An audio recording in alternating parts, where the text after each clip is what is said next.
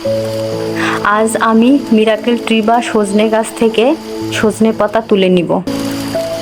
এই সজনে পাতা কিন্তু সুপারফুড হিসেবে পরিচিত, যাকে আমরা মোরিঙ্গা বলেও চিনে থাকি।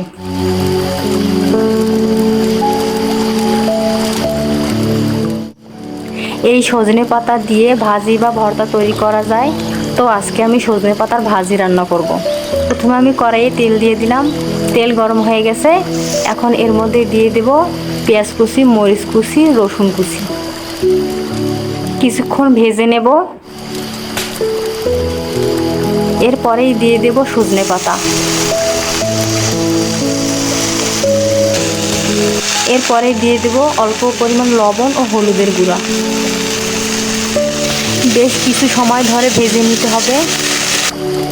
এই তো তৈরি হয়ে গেল মোরিঙ্গা বা সজনে পাতা ভাজি।